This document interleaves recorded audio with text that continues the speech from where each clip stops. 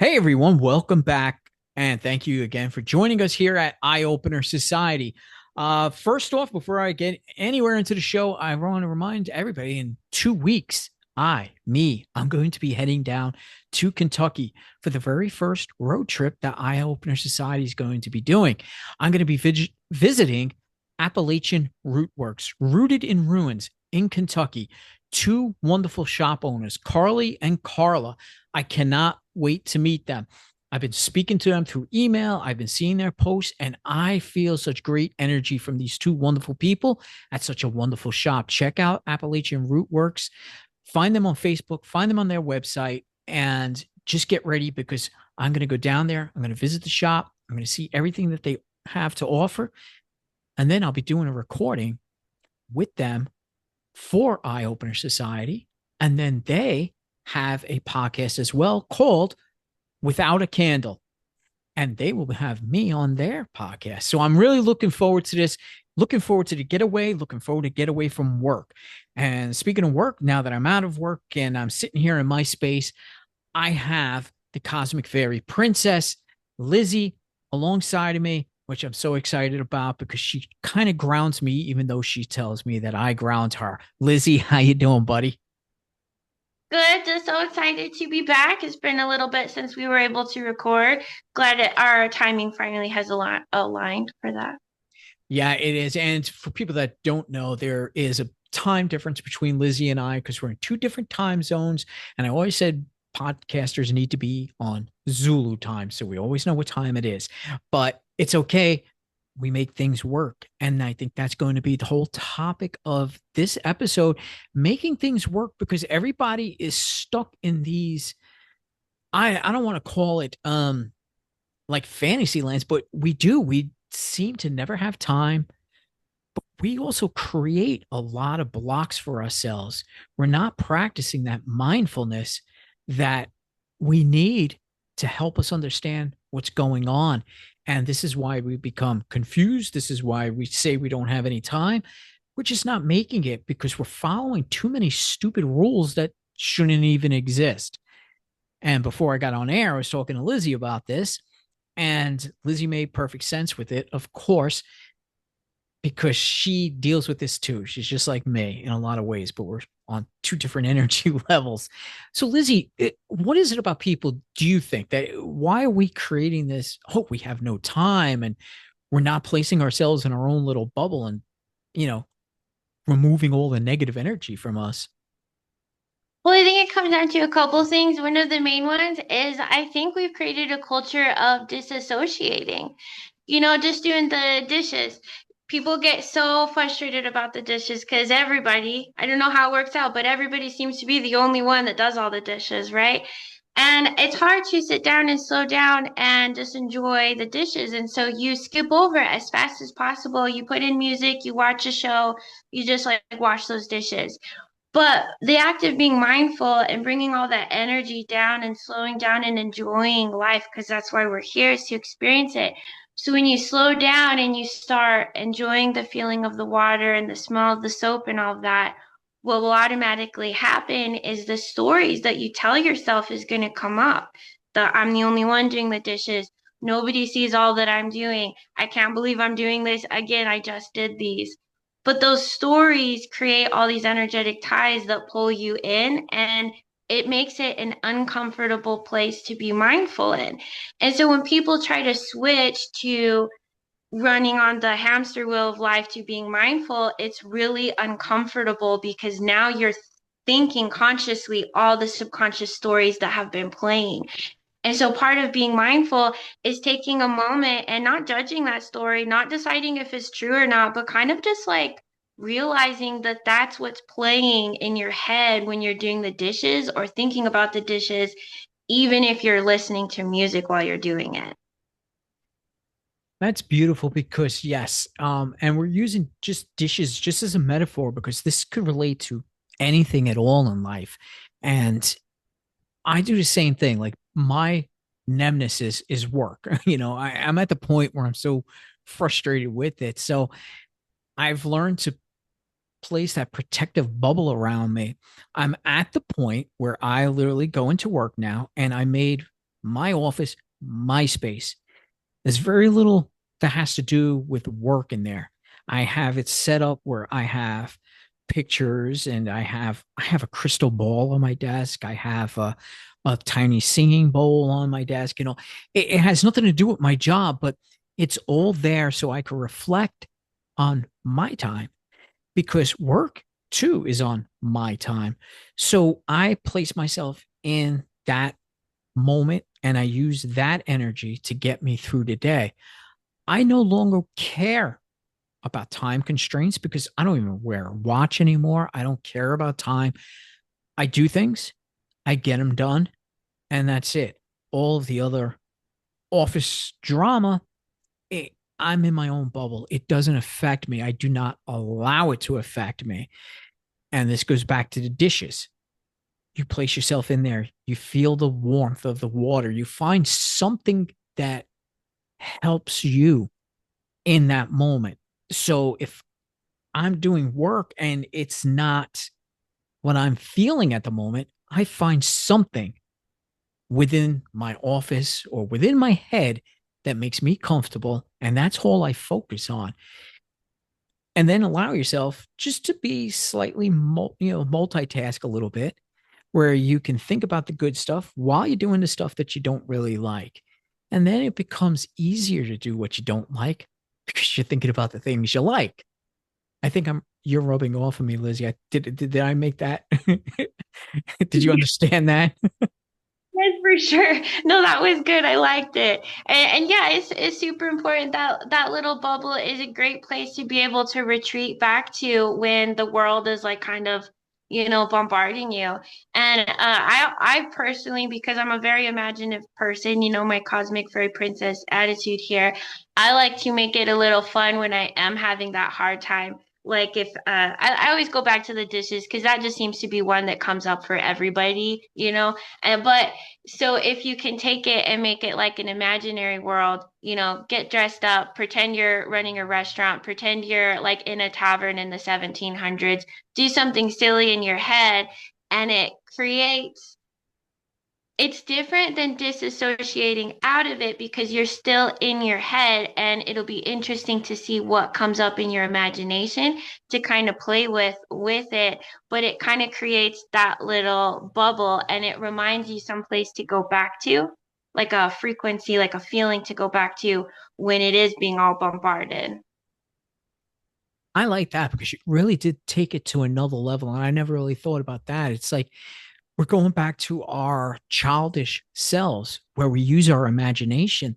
And I was thinking about that too, not too long ago. When did we lose all of that imagination? Why, when we grow up, it disappears? There's no reason for it. So why not imagine you're doing something really cool or living in some fantasy world?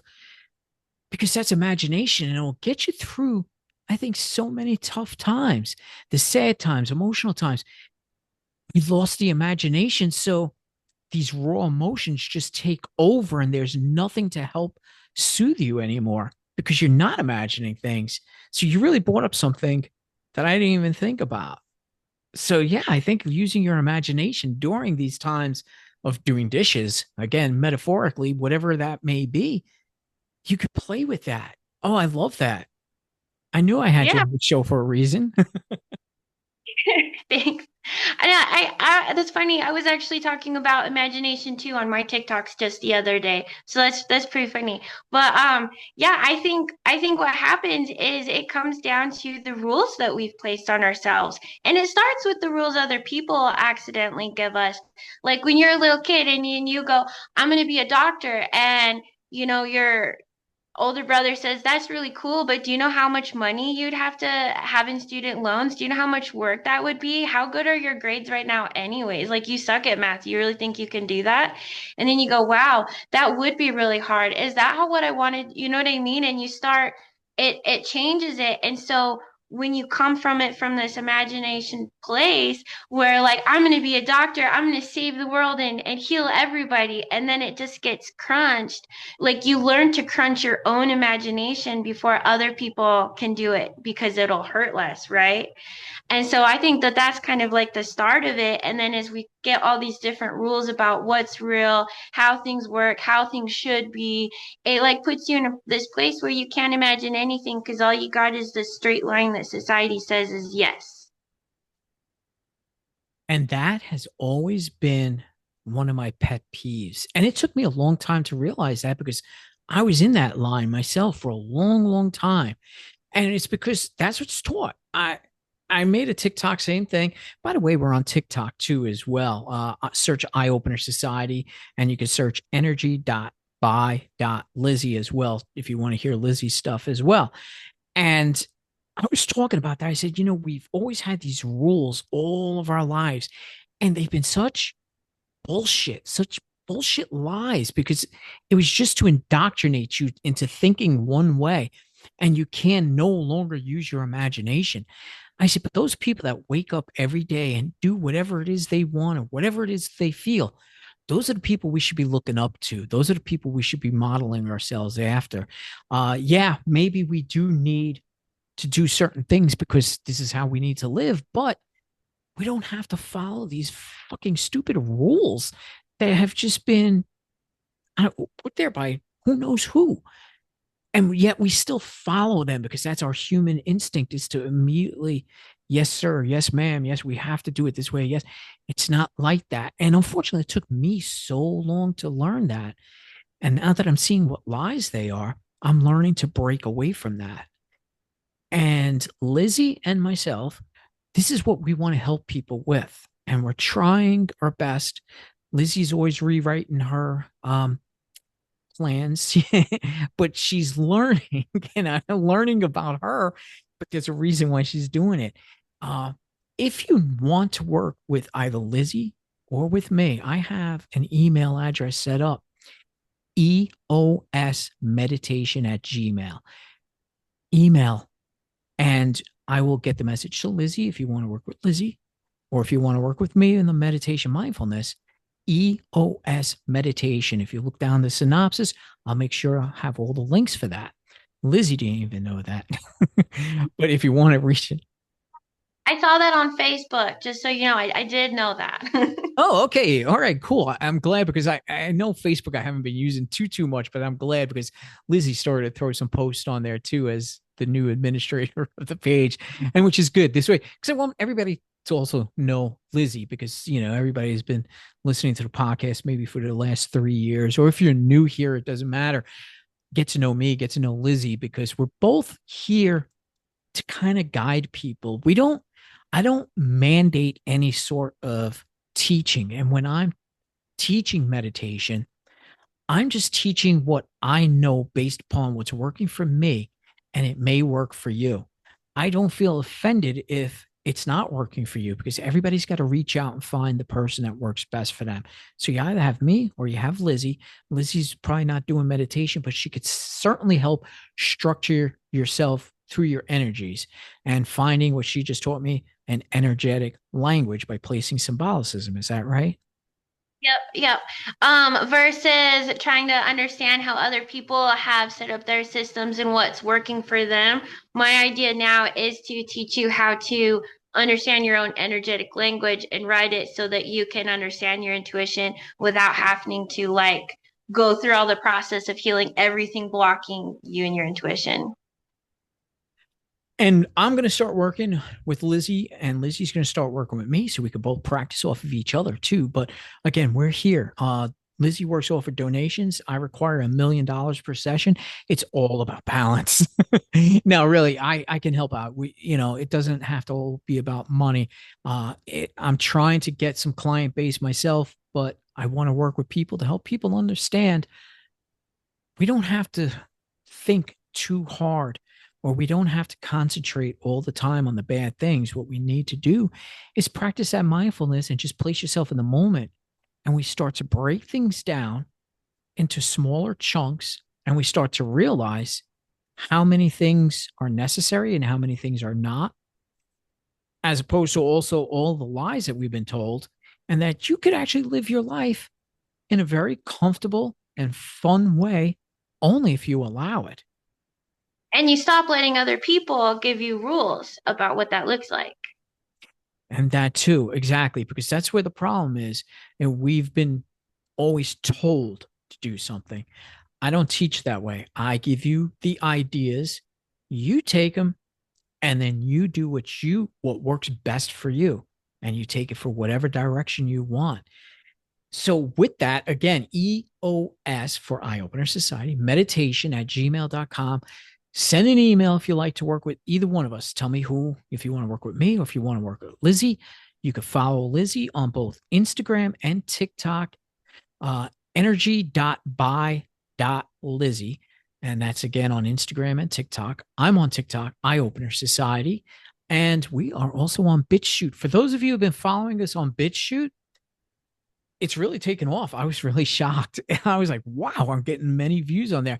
So if you actually want to watch Lizzie and I on the video portion of this podcast, go to bitchute.com, search Eye Opener Society, all one word, or you could even find us on YouTube as well. I released the videos. And since people have been watching the BitChute, what I'm going to do with BitChute is I'm going to release the video version maybe 24 hours before the Monday morning show. This way, if people want to get a little preview, we'll do that for you. Other than that, I want to thank everybody for joining us. I want to thank Lizzie, who's been such a, like, I really admire Lizzie. Lizzie, I'm going to tell you again on air, I admire you because I think we are going to team up. We're going to help people. And this podcast is going to hopefully bring some mindfulness to people and guide some people into our little world where we could actually help them.